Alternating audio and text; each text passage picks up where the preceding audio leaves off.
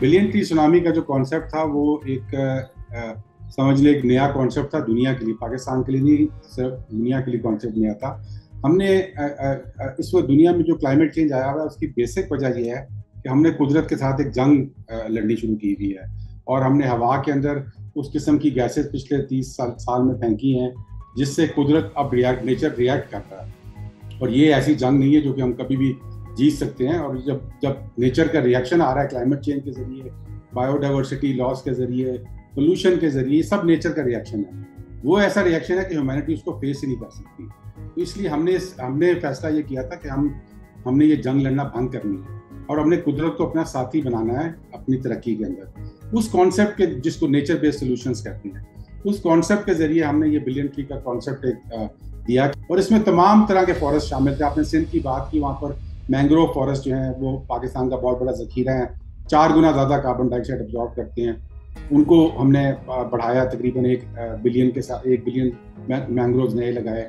इसी तरह नॉर्थ के अंदर हमारे जो पहाड़ी एल्पाइन फॉरेस्ट है उनको बढ़ाया और फिर पंजाब के एरिया में प्लांटेशन फॉरेस्ट। 15 ऐसे ममालिक हैं जिन्होंने 2018 के अंदर बिलियन ट्री के नाम से प्रोजेक्ट स्टार्ट किए अपने ममालिक में, और उसकी बेसिक ट्रिगर जो थी वो पाकिस्तान की कामयाबी थी। तो पाकिस्तान तो इसमें एक लीडर के तौर पर सामने आया, एक नेचर लीडर के तौर पर सामने आया, और उसी की वजह से फिर हमने फाइनेंसिंग भी अट्रैक्ट करना शुरू कर दिया।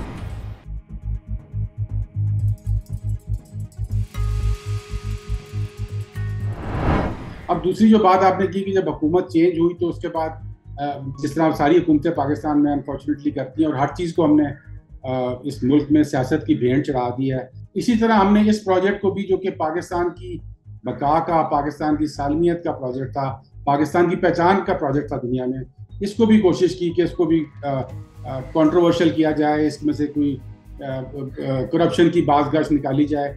अनफॉर्चुनेटली वो कामयाब नहीं हुई क्योंकि ऐसी बात थी ही नहीं।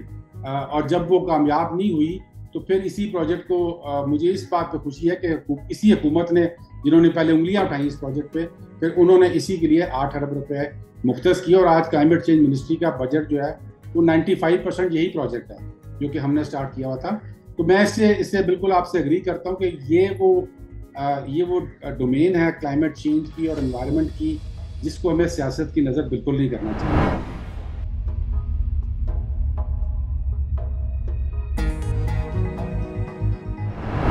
इसमें सिर्फ एनवायरनमेंट का फ़ायदा नहीं है, इससे इकोनॉमिक का भी फ़ायदा है, इससे सोशल फ़ायदे भी हैं। हमारे जो बिलियन ट्री सुनामी केपी में था उसने तकरीबन 5 लाख लोगों को रोज़गार दी। जिसमें जब हमने ये प्रोजेक्ट स्टार्ट किया तो उस वक्त तकरीबन 2 करोड़ के करीब वहाँ पे पौधे थे नर्सरीज़ के अंदर। और जब हमने ये 2018 में प्रोजेक्ट वहाँ पर अपना बिलियन ट्री पूरा किया तो उस वक्त तकरीबन 24 से 25 करोड़ पौधे नर्सरियों में बन चुके थे। तो ये 2 से जब 25 तक जंप गई तो ये सिर्फ हुकूमत ने तो नहीं की, इसमें हमने प्राइवेट नर्सरीज को इन्वॉल्व किया, इसमें हमने यूथ को इन्वॉल्व किया, इसमें हमने औरतों को इन्वॉल्व किया रूरल एरियाज़ में। इसी तरह जब उन दरख्तों की प्रोटेक्शन होती है, 3 साल की प्रोटेक्शन होती है दरख्तों की, उसके अंदर हमने कम्युनिटीज़ को इन्वॉल्व किया। एक हमने कॉन्सेप्ट दिया निगे बाम का, और उसमें हमने उसकी प्रोटेक्शन के लिए हमने वो जो एक फॉरेस्ट गार्ड का कॉन्सेप्ट था पहले कि जी अगर सवाबी में फॉरेस्ट लगा हुआ है तो पेशावर से गार्ड आए हुए हैं, तो हमने उसको ख़त्म कर दिया। और हमने कहा कि अगर सवाबी में फॉरेस्ट है तो सवाबी का ही जो कम्युनिटी यहाँ पे जो फॉरेस्ट में आसपास रहती है वो अपना बंदा दें और उसको हम तनख्वाह देंगे। तो ये बड़ा कामयाब हुआ। अब जो कोविड के ज़माने में भी फिर हमने इस चीज़ को बहुत इंक्रीज़ किया।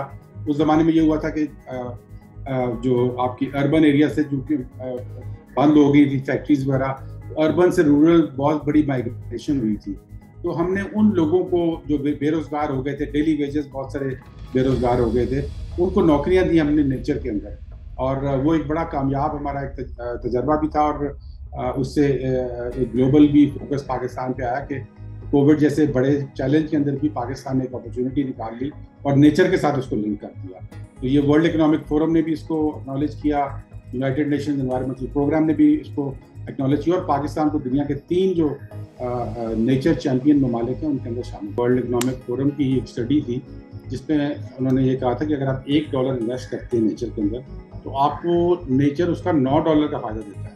तो इससे बड़ी रिटर्न तो किसी इंडस्ट्री में भी नहीं है। तो ये पाकिस्तान ने जो इन्वेस्टमेंट की है, पाकिस्तान के फ्यूचर के लिए की है, इसके इकोनॉमिक फ़ायदे जो हैं उसका बहुत बड़ा तखमीना है। मैं आपको एक छोटी सी एग्जांपल देता हूँ कि हमारे जो 10 अरब दरख्त का प्रोजेक्ट था, अभी उसमें हमने 2.5 अरब कर लिए थे जब ये हुकूमत को उल्टा दिया गया। अगर ये 10 अरब दरख्त लग जाएं पाकिस्तान के अंदर, तो पाकिस्तान की जितनी एमिशंस हैं इस वक्त तकरीबन 480-500 मिलियन टन हम हर साल पाकिस्तान की एमिशंस हैं, जो कि कम है बहुत दुनिया के अगर आप स्केल पर देखें।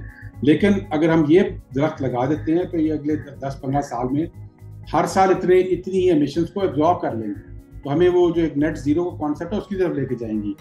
ये इन दरख्तों के बहुत फायदे हैं। इनसे जिस तरह मैंने आपको बताया कि नौकरियां भी निकली इन्हीं दरख्तों की वजह से। पाकिस्तान का जो पानी है उसको सेव करने का जरिया बनता है, बिकॉज ये वाटरशेड के तौर पे काम करते हैं। इन्हीं दरख्तों के अंदर अगर आप कई हमने प्राइवेट प्लांटेशन जो की, उनमें सस्टेनेबल हार्वेस्ट का कॉन्सेप्ट है कि अगर आपने 100 कनाल लगाए हैं दरख्त, तो आप 5 साल बाद या 7 साल बाद उनमें से 5 कनाल काट लें और फिर 10 और लगा दें, तो ये एक साइकिल चल पड़ता है, जिसके साथ साथ आप कार्बन डाइऑक्साइड भी एब्जॉर्ब कर रहे होते हैं, इनकम भी जनरेट कर रहे होते हैं, और उसके साथ साथ आप उनकी इकोनॉमी को भी मजबूत कर रहे होते हैं, लेकिन नेचर के साथ जंग करके नहीं, बल्कि नेचर को साथी बना। मजीद न्यूज अपडेट्स और डिजिटल स्टोरीज के लिए सब्सक्राइब करें डॉन न्यूज पाकिस्तान।